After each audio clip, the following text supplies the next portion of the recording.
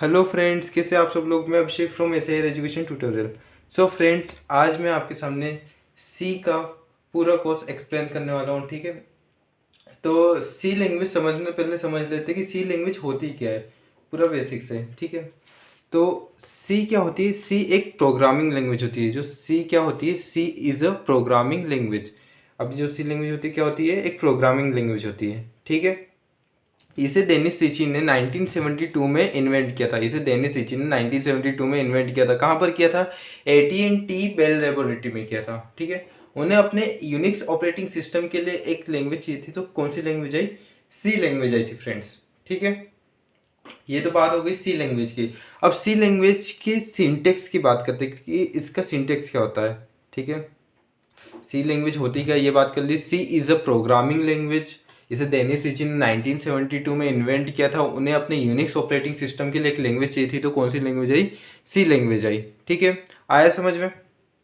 सी के सिंटेक्स की बात कर लेते हैं। जैसे कि हर एक की अपनी अपनी एक आइडेंटिटी होती है, वैसे ही सी लैंग्वेज को पहचानने के लिए उसका उसकी आइडेंटिटी होती है, उसका सिंटेक्स। ठीक है, उसकी एक हेडर फाइल। तो ये हेडर फाइल कौन सी होती है सी की?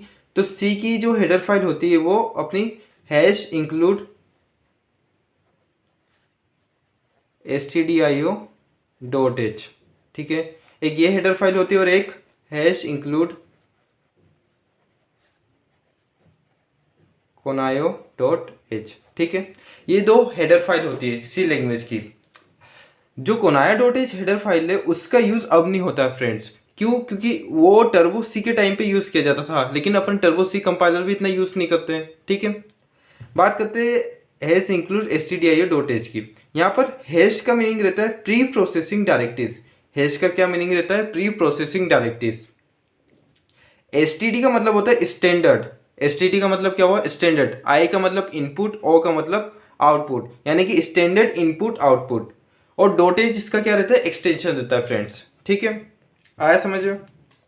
अब ये एस टी डी आई ओ का मतलब क्या रहता है? स्टैंडर्ड इनपुट आउटपुट तो मैं समझ गया। ठीक है, ये एक लाइब्रेरी की तरह वर्क करता है, लाइब्रेरी की तरह। ठीक है, अब इस लाइब्रेरी में अपन को क्या मिलेगा?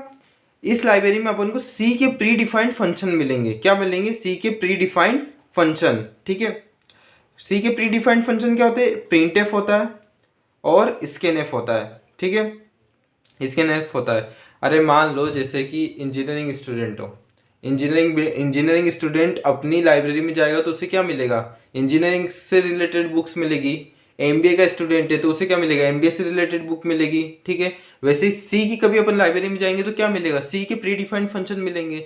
सी के प्री डिफाइंड फंक्शन अपन को मदद करते हैं इनपुट आउटपुट के लिए। ठीक है, जो प्रिंटफ रहता है, कभी यूजर ने जो मान लो अपन कोई भी प्रोग्राम लिख रहे, हेलो का लिखा, मैंने लिख दिया प्रिंटफ हेलो। ठीक है, प्रिंटफ हेलो, तो ये हेलो का हेलो वैसे ही अपने आउटपुट में प्रिंट हो जाएगा। ठीक है, और मान लो स्कैनफ में, यानी कि मुझे यूजर को कंपाइल टाइम में कोई इनपुट लेना है। ठीक है, तो वो इनपुट लेने का काम कौन करता है? स्कैनफ। कभी अपन अभी आगे जाके अपन प्रोग्राम करेंगे तो उसके बारे में और अच्छे से समझ लेंगे प्रिंटफ स्कैनफ का काम क्या होता है। ठीक है, तो ये इंक्लूड क्या काम कर रहा है? देखो, stdio क्या होता है? एक स्टैंडर्ड इनपुट आउटपुट लाइब्रेरी होती है। ठीक है, और इनपुट आउटपुट लाइब्रेरी में क्या रहता है अपने पास? सी के प्री डिफाइंड फंक्शन रहते हैं, ये समझ में आ गया। ये प्री प्रोसेसिंग डायरेक्टिव रहता है। ये इंक्लूड क्या करता है?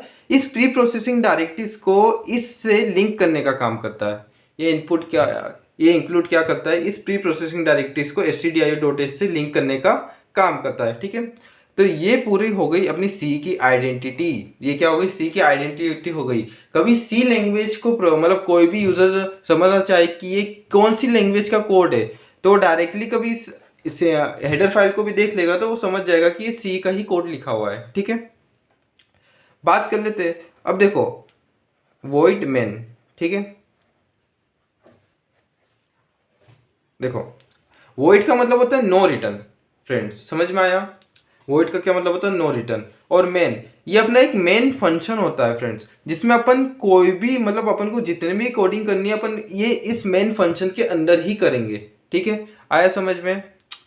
तो ये पूरा मिलके क्या बनता है? सी का सिंटेक्स बनता है। क्या बनता है? सी का सिंटेक्स।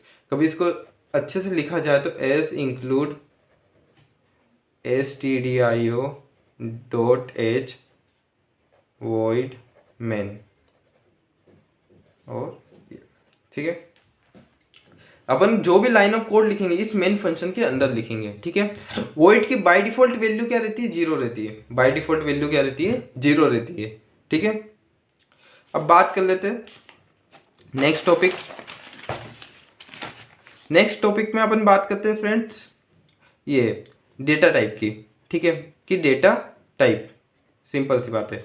देखो डेटा टाइप सिंपल सा नाम से ही पता चल रहा है। डेटा टाइप क्या होता है, यानी कि डेटा का टाइप, यानी कि डेटा अपना किस टाइप का है, ठीक है।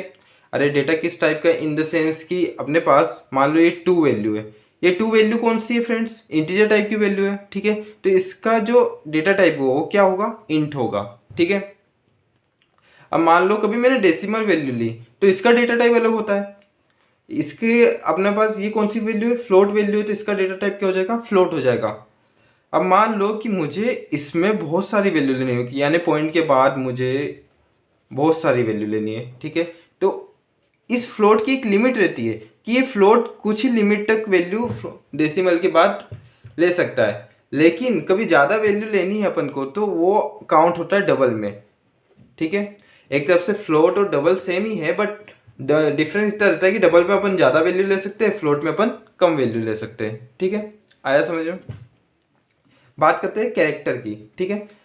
अब भाई ये सारी तो इंटीजर मतलब डेसिमल वैल्यू भी आपने ले ली, फ्लोट वैल्यू भी ले ली, बट बात आती है अल्फ़ाबेट्स की, तो अल्फ़ाबेट्स किस में काउंट करते हैं, तो अल्फ़ाबेट्स की बात आती है तो अल्फ़ाबेट्स अपन कैरेक्टर में काउंट करते हैं, और इसका डेटा टाइप रहता है चार। क्या रहता है, चार रहता है, ठीक है। आया समझ में। डेटा टाइप क्या होता है, नाम से बोल रहा है, क्या बताएगा, डेटा का टाइप, कि डेटा किस टाइप का है। तो मेनली अपन 4 डेटा टाइप्स का यूज करते हैं, इंटीजर, फ्लोट, डबल एंड चार, ठीक है। अब देखो जो अपनी सी लैंग्वेज रहती है ना, वो एक प्रोसीजर ओरिएंटेड प्रोग्रामिंग लैंग्वेज रहती है। इसका मतलब क्या रहती है, पूरी प्रोसीजर पे बेस रहती है, ठीक है। प्रोसीजर पे बेस रहती है कि कभी मान लो कि मैंने इंटीजर टाइप का डेटा मतलब कोई भी वैल्यू इंटीजर टाइप की ली है, तो मुझे उसका फॉर्मेट स्ट्रिंग भी उसको बताना पड़ेगा। तो इंटीजर का जो फॉर्मेट स्ट्रिंग रहता है वो %d रहता है, ठीक है। अभी आपको समझ में नहीं आ रहा होगा, बट अपन जैसे इसकी कोडिंग करेंगे तो आपको समझ में आ जाएगा। तो इंटीजर का क्या रहता है, फॉर्मेट स्ट्रिंग %d रहता है। फ्लोट का जो फॉर्मेट स्ट्रिंग रहता है वो %f रहता है, ठीक है। जो डबल का फॉर्मेट स्ट्रिंग रहता है वो %lf रहता है, और जो कैरेक्टर का रहता है वो %c रहता है, ठीक है। आया समझ में। तो ये तो हो गया डेटा टाइप्स की बात, ठीक है। अब बात कर लेते हैं वेरिएबल्स की, कि वेरिएबल्स क्या होते हैं, ठीक है। मोस्ट इंपॉर्टेंट टॉपिक रहता है वेरिएबल, ठीक है। सी लैंग्वेज में हर एक मतलब जिसमें भी आप कोई भी लैंग्वेज सीखोगे तो जो वेरिएबल का टॉपिक बहुत इंपॉर्टेंट रहता है फ्रेंड्स। वेरिएबल होता क्या है समझते हैं, ठीक है। जो भी अपनी मतलब मान लो मेमोरी एलोकेट होती है, मतलब मान लो कि मैंने एक इंटीजर टाइप की वैल्यू ली है, एक इंटीजर टाइप की वैल्यू ली 6, ठीक है। अब ये जो मेमोरी जाएगी वो किस में जाएगी, अपनी रैम में जाएगी, ठीक है। रैम के अंदर बहुत सारी छोटी छोटी सी मेमोरीज रहती है, रैम के अंदर क्या रहती है, बहुत सारी छोटी छोटी सी मेमोरीज रहती है, ठीक है। मान लो एक कॉलोनी है, एक कॉलोनी, ये अपनी एक कॉलोनी है, ये कॉलोनी क्या है, एक रैम है, ठीक है। इस कॉलोनी के अंदर छोटे छोटे से घर होते हैं, ठीक है। अब वो हर एक घर का अपना एक क्या रहता है, एड्रेस रहता है, उस हर एक घर का अपना क्या रहता है, एड्रेस रहता है। तो ऐसे ही रैम में जो छोटी छोटी सी मेमोरीज है, उस हर एक मेमोरी का अपना एक एड्रेस रहेगा फ्रेंड्स। लेकिन अपन यूजर को पता है क्या कि इस मेमोरी का क्या एड्रेस है, नहीं पता है ना। अब मैंने इंटीजर 6 नाम की वैल्यू ले ली और ये 6 इस रैम के अंदर किसी भी मेमोरी में अलोकेट हो गई, लेकिन इसका एड्रेस मुझे पता है क्या, नहीं पता है, ठीक है। तो वहां पर कॉन्सेप्ट आया था वेरिएबल्स का। वेरिएबल्स क्या करता है कि मतलब मान लो मैंने a = 6 कर दिया, क्या कर दिया, a = 6 कर दिया, यानी कि ये जो 6 नाम की वैल्यू है वो इस a नाम की वेरिएबल के अंदर स्टोर हो गई, और ये a नाम का वेरिएबल रैम में ही अपना कोई भी एड्रेस को a नाम दे देगा, ठीक है। रैम के अंदर कोई भी मेमोरी उस एड्रेस को a दे देगा। जब भी मुझे एक्सेस करना पड़ेगा तो मुझे इस वैल्यू को एक्सेस नहीं करना पड़ेगा, मुझे डायरेक्टली इस वेरिएबल को एक्सेस करूंगा तो मुझे इस वेरिएबल के अंदर की जो वैल्यू है, यानी कि 6 वैल्यू इसके अंदर स्टोर है, तो वो वैल्यू मुझे मिल जाएगी, ठीक है। आया समझ में। तो ये होता है वेरिएबल्स। अब वेरिएबल्स की बात करते हैं। देखो वेरिएबल्स का भी सिंटेक्स रहता है, पहले डेटा टाइप आ जाएगा, data type, variable name, variable name, और इक्वल टू और कोई भी वैल्यू, मतलब वैल्यू जो अभी अपन डालना चाहे, ठीक है। डेटा टाइप यानी कि मान लो कि भाई वेरिएबल तो आपने ले लिया, लेकिन उस वेरिएबल के अंदर कौन सी वैल्यू स्टोर करा रहे हो, इंटीजर करा रहे हो, फ्लोट करा रहे हो, कैरेक्टर करा रहे हो, ये तो बताना पड़ेगा ना। तो उस वेरिएबल के पहले अपन को क्या लगाना पड़ेगा, उसका डेटा टाइप लगाना पड़ेगा। मान लो इंटीजर टाइप की वैल्यू ली है मैंने, तो पहले इंटीजर लगाना पड़ेगा। वेरिएबल का नाम आप ए से जेड तक कुछ भी ले सकते हो, कैपिटल ए से जेड तक कुछ भी ले सकते हो, बट आप कोई भी डेटा टाइप वेरिएबल के नेम में यूज नहीं कर सकते। मान लो इंटीजर इक्वल टू 6 नहीं कर सकते हो आप, ठीक है।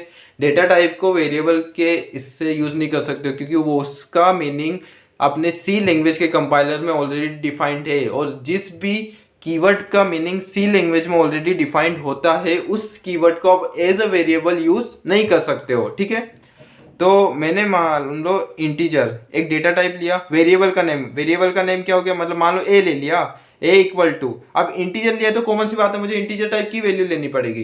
तो इस वेरिएबल के पास वो सारी पावर आ जाएगी जो वो इंटीजर टाइप की वैल्यू को स्टोर कर सके। क्यों? क्योंकि उसके डेटा टाइप ने उसको ये पावर दी है ना कि अब भाई कोई भी वैल्यू को स्टोर कर ले, बट वो वैल्यू कौन सी होनी चाहिए, इंटीजर टाइप की होनी चाहिए, ठीक है। तो मैंने ए इक्वल टू 6 ले लिया, तो इसका मतलब क्या हो गया कि इस 6 मतलब इस ए नाम की वेरिएबल में सी 6 नाम की वैल्यू स्टोर हो गई, और वो वैल्यू कैसी है, वो उसका डेटा टाइप बता रहा है कि वो इंटीजर टाइप की वैल्यू है, ठीक है। आया समझ में वेरिएबल का कॉन्सेप्ट। आने वाली वीडियोस में मैं कीवर्ड, बस एक लेक्चर और रहेगा बेसिक के बारे में, उसके बाद मैं आपको कोडिंग स्टार्ट करवा दूंगा, ठीक है। तो आपको वीडियो अच्छी लगी हो तो लाइक करें, सब्सक्राइब करें और शेयर करें। Thank you.